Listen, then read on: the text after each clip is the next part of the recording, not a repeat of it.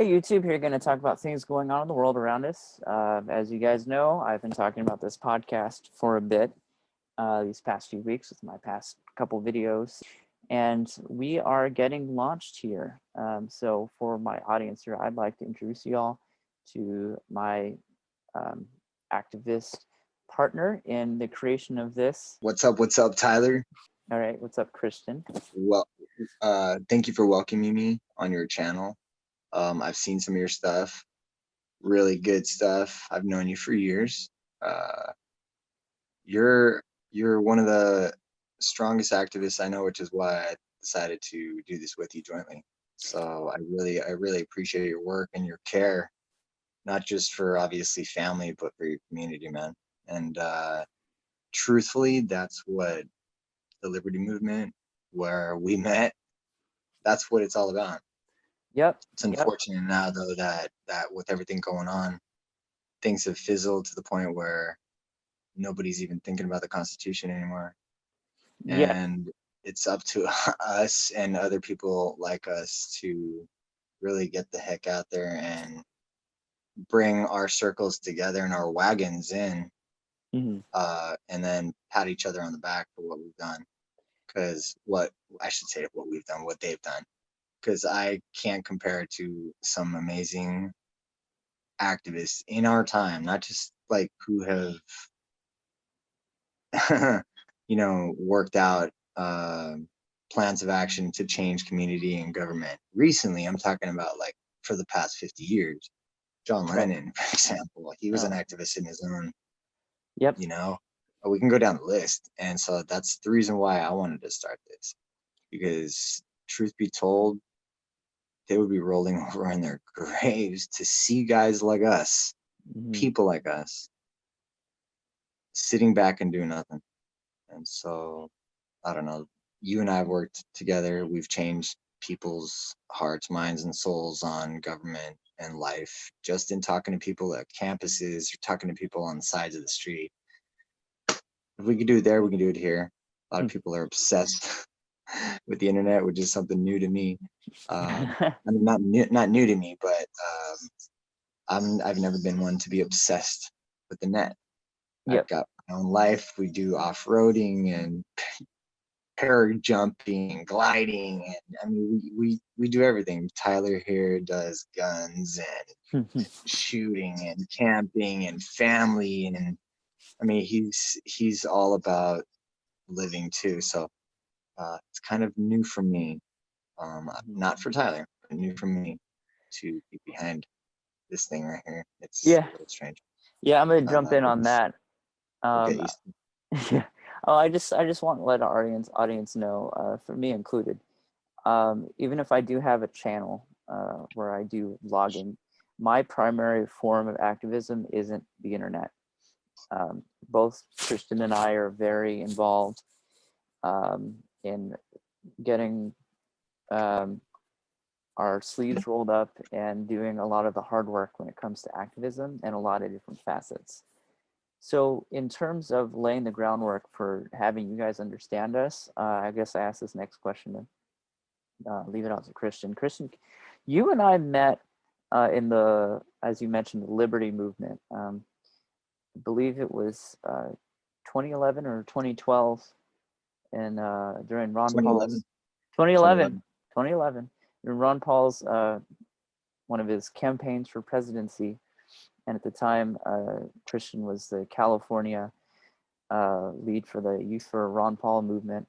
That's where we met, and we spent a lot of time together, climbing roofs and putting banners on the top of buildings, and making phone calls for Ron Paul, going door to door, having conversations, as you mentioned, with students to help spread the word on liberty. But can you paint the picture for our audience as to your deep experience politically, and if there's anything else you like to add in terms of activism? Well, the most important thing that I've learned is to never pick one side. I've always been just strictly down the middle, finding the good on all sides, because all political parties maybe except for one or two, have good qualities in them. And the right of the people to harness the best and the brightest and the the, the most apt ways of governing body of people. It shouldn't matter what color you are. It shouldn't matter what side of a aisle you are. Do what you need to do for the country, dude, because the country is what you live in. Country is like home. That's why when we get into immigration debate, it's easy to argue because I'm Hispanic and white. So I see the both sides.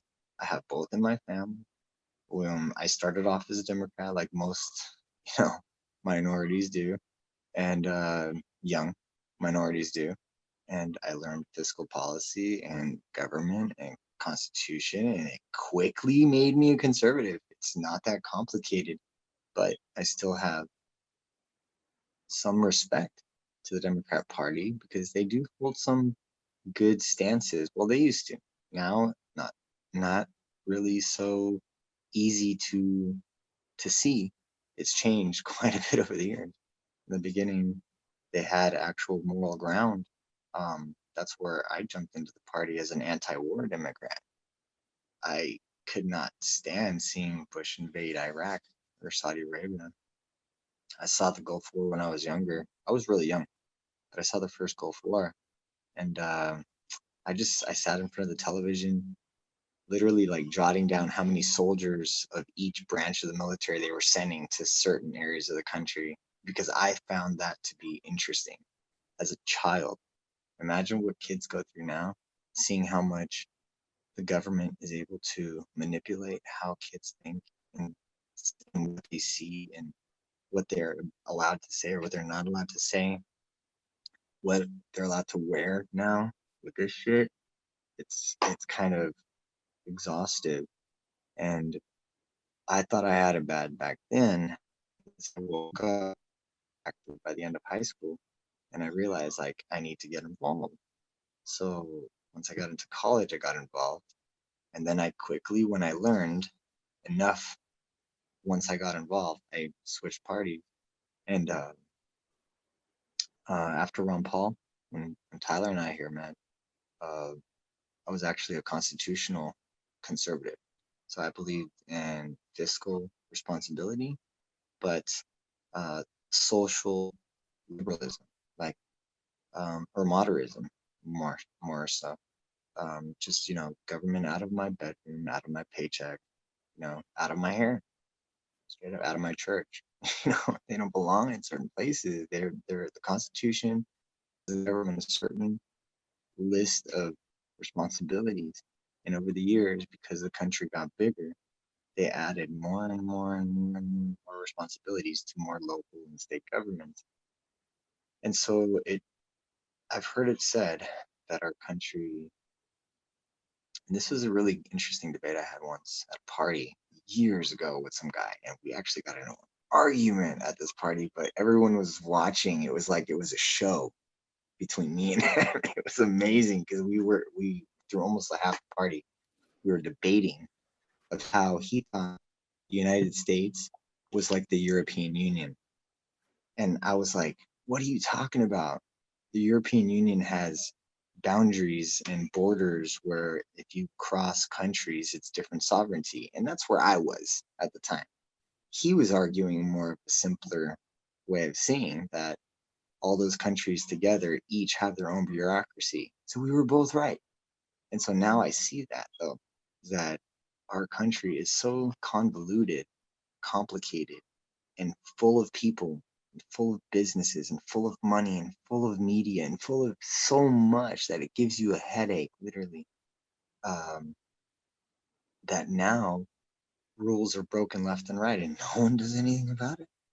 And that's what I'm sick and tired of. And I think that's what guys like Edward Snowden were sick and tired of. And I think that's what guys like Julian Assange were sick and tired of. And I can Daniel Ellsberg, and I can go on and on and on and on and on.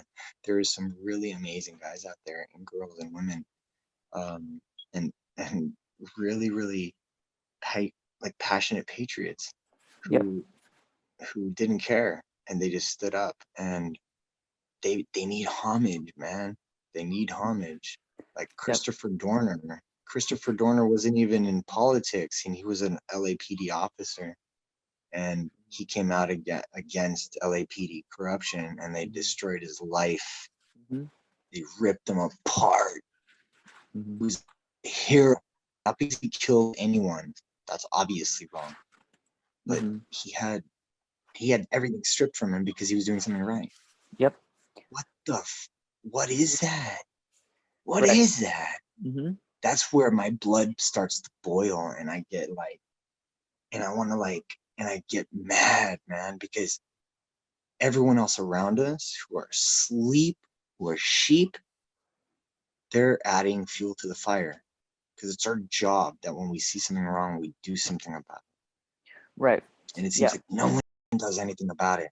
There's like a small percentage of the population that does anything, because as you know, in school, they say everyone in the class is thinking about the same question that they want to ask the teacher, but no one raises their hand. Everyone, finally, when there's a smart kid or some kid who doesn't care, raises their hand and asks this question. There's like 8 or 9 other kids in the class that had that same question, but they didn't want to ask it because they were shy, or Mm-hmm. they were followers. And that's the society that we live in. And it's getting worse. It's getting worse. So it's up to us to grab the camera, literally, and like scream at it. Like, we wake the up. Yeah. No, I feel that. I also want to establish that, like, you and I, our primary mode of activism has not been the internet. And I'm with you. I'm at that point now, especially now as a father, where I'm like, if we don't speak up, it's getting to a very dangerous point in our government, where a lot of our civil rights that we um, some of those civil rights which we hold very important are could be gone very quickly if enough people don't speak up about it. In our podcast, which we'll be doing, which we haven't even shared the name yet, but I'm going to share the name right now. It's going to be Project. If we get this to 1,000,000 likes, then we'll No, tell you the name. No, we're just joking. you'll never hear the name then. Give us one like. No, it's going to be called Project Give a S.H.I.T. And the main objective of this organization or podcast, or it might be an organization someday, is to support, honor, inspire, and teach. And by doing that, we will be sharing other activists with you, other organizations who do a lot of good work, and primarily through us and our perspectives. Our goal is to bridge the huge and ever widening gap between the left and the right. And as Christian, as you said earlier, there's not much difference between people and their ideologies.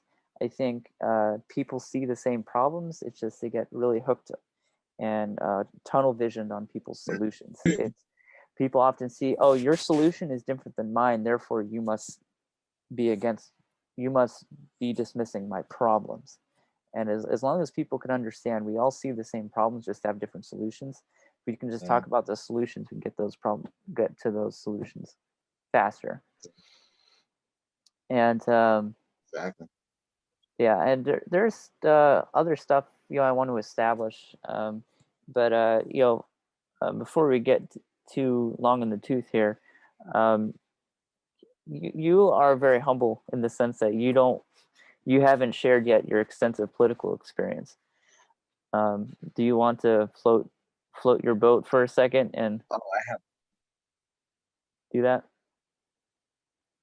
yeah. What do you want to know? Well, All of it. I you have a lot. mentioned your Ron Paul experience. That one might be your, like, California chair Ron. for YFP. That's a big deal. But you've Well, also worked for with a lot of me, other campaigns. yeah, no. For me, where I learned the most wasn't actually for Youth for Paul. That was more like a charity for the campaign that I gave them.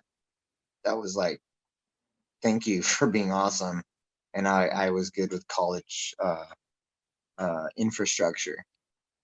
So at the state level, I mean, so I knew how to kind of like jump from college to college kind of thing, you know, and deal with their boards and their student services departments and stuff. But where I learned the most was actually working for Ron Paul in '08. And that was when I met a friend of mine named Tony Vasquez. He was a hardcore Ron Paul supporter, and he was in my political science class uh, in college. It was awesome too because um, when it was like my first or second day of class, and I was excited because I was government at the time, and this was in '08, so it was like well, actually it was '07, because that was the full semester. So when when I walked in, I sat down, and then the dude at the back of the class, he was like grungy, just hoodie down, uh, um, no, no, hat down. And then but I didn't see the hat. But then he walked by to the teacher to give him something and he came back and I saw his hat. It was Ron Paul. Oh, wait. And I was like, whoa, who's Ron Paul? Dude, that's cool. But I didn't like think about it. And see, this is the learning lesson for a lot of people. It didn't even occur to me to Google him or to check him out or to research him. And it's sad because a lot of the great candidates for any political office that we've had in for a century were minimized or marginalized or made to look worthless. And it was always done by the same group of people in the same circles at the top, in banking, in media, and in government. It's always the same three.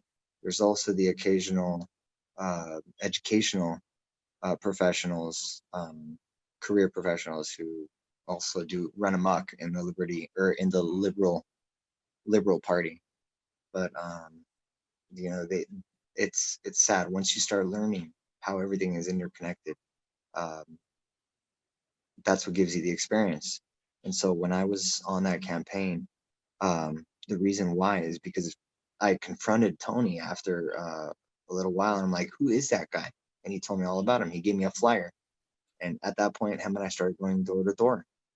And I was, wow, man. So I started learning how to really talk to people about the Constitution. And that was my number one, because right before that, I was actually a John Kerry supporter, if you could believe it, in '04. Flip flopper. Yeah, weird.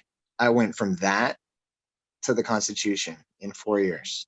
And that's the experience that I want to hand to people, that jump, because that's the jump that it took me too long to make. And if I had made that earlier, a lot could have I was younger, a lot could have changed.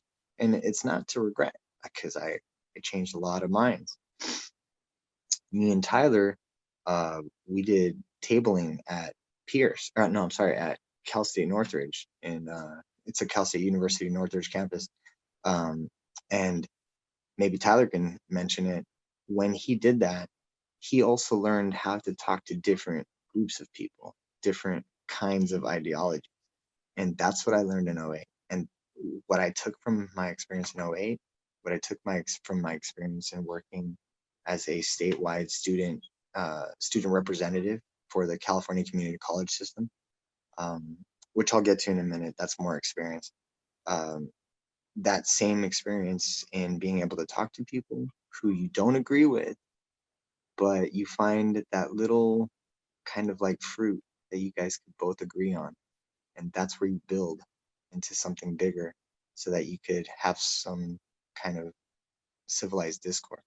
Because a lot of the people now that you see in Black Lives Matter or in Antifa or in the Proud Boys or in all the organizations that are countering each other, they don't know how to talk to each other because they immediately hate each other. I can't say that so much as for the Proud Boys, because the Proud Boys, all I've seen, with exception to self-defense, is them uh, just marching with flags. I mean, them really wanting to just show their respect for this country, which I don't find at all offensive, because that's what our founding fathers created this country for, and we shouldn't be censoring that. So there's a lot I learned. I in the Student Center for California Community Colleges, I was elected as a student body president first at Pierce College when I was even younger.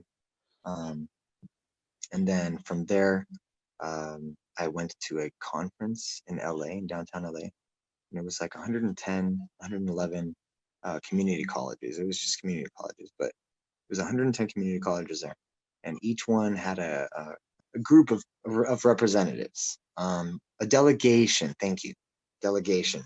Each college had a delegation, and this delegation had professors, students, student leaders, and uh, and athletes.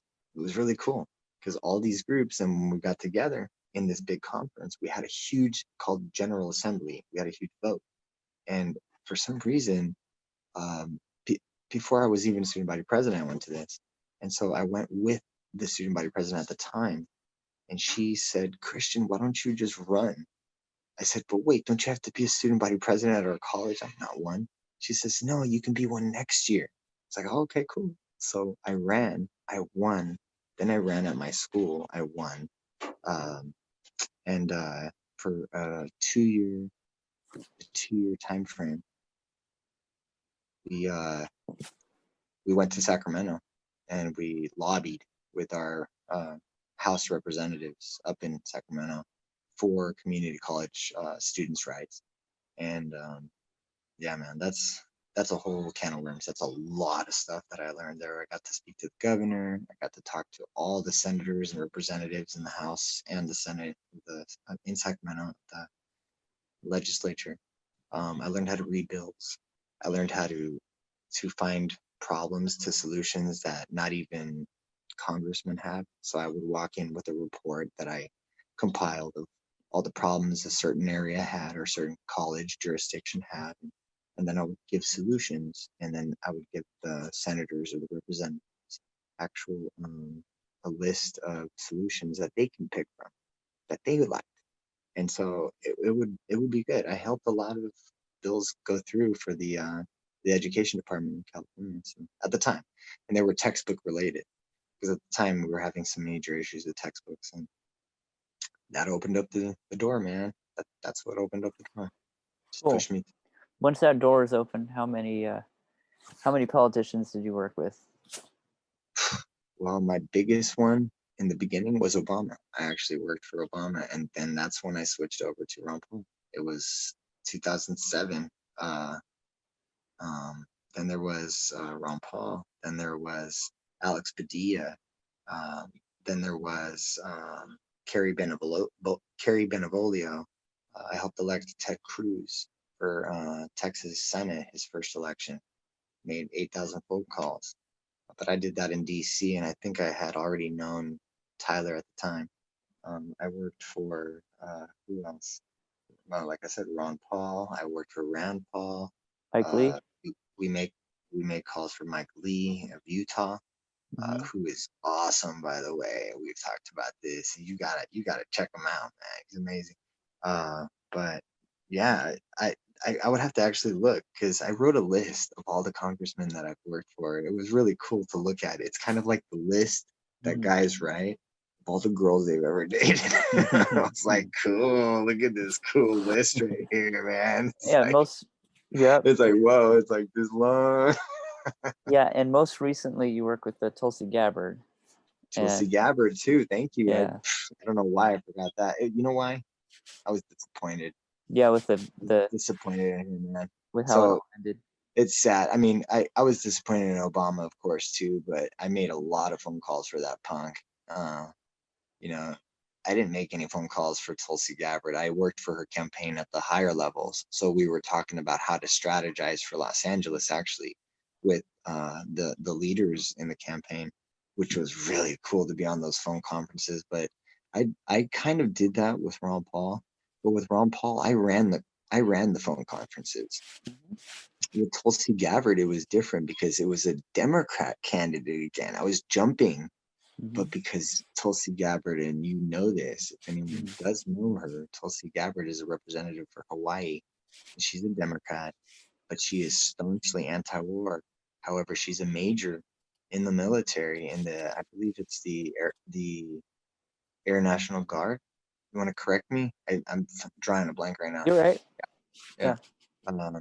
But a lot of people look down on that. However, I certainly don't. That's what Ron Paul did. So Yeah. I wasn't too complacent about that. Yeah.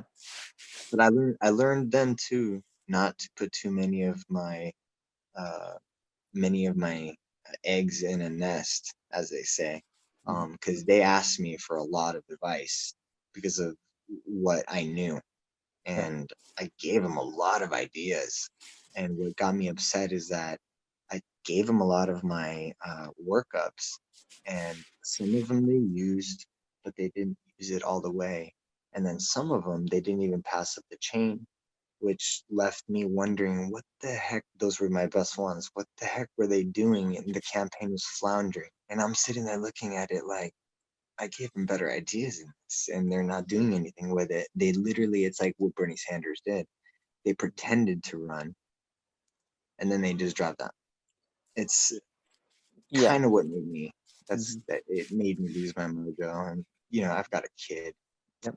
I'm not going to put all my energy behind something like that anymore, man. I mean, if anything, I'm going to help educate voters more than anything. Right. And That's why we're here. Yeah, that's super impactful. And yeah, there's a lot to unpack of how the Democratic Party has been in these last two elections. But one thing I will share before we cap this video is me personally, uh, the extent of my political experience goes as far as what you and I shared, which was me in 2012. I was it 28th district? Was that right? For 30th. Okay, the 30th district in Southern California. And I was the 30th congressional district of California. Of California, yeah. Yeah.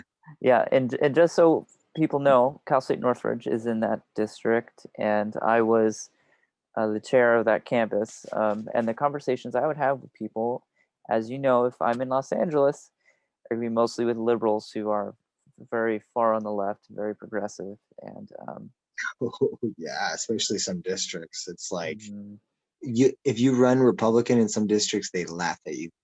Yes, basically. Yeah, and I actually, for the record, as you guys, if you watch my channel, you know I live in the Silicon Valley, maybe the most progressive area in the state of California, and I'm surrounded by people who do not often hear the ideas I espouse, and I've gotten very tactful with how I talk to people.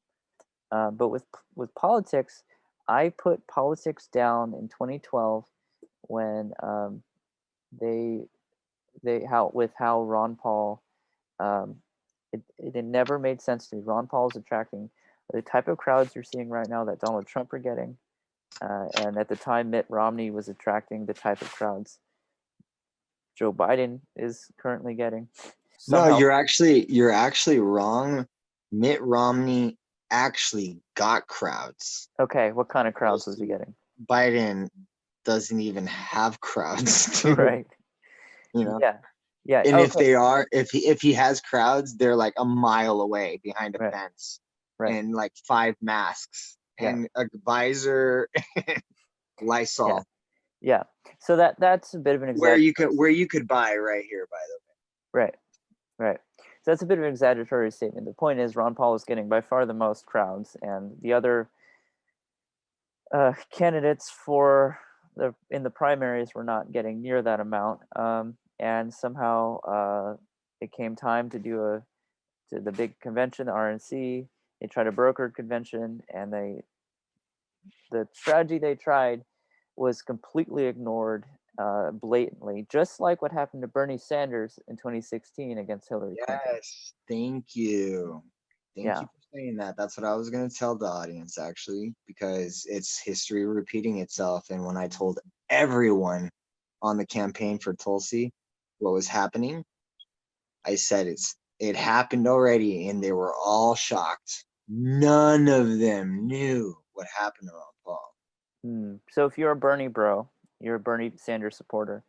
The same thing happened to Ron Paul twice in 2012 and in 2008. It's just super blatant in 2012 though, just like what happened in 2016. Hey, we should have, oh man, we should have an entire week segment on the comparison between how Ron Paul was treated and how Bernie Sanders and slash Tulsi Gabbard were treated, bro. Right. I mean, it's mirror. Mm-hmm. It's the party sabotaging the good candidate, the Mm-hmm. anti-war candidate, over their candidate who wants war and is willing to like bend over to the banks and to the military industrial complex and to big pharma and to big ag and to the Chinese and to Yeah. You're right. There's a lot of evidence for that, and it's stuff we can definitely talk about more in our podcast, which we will link in the description below.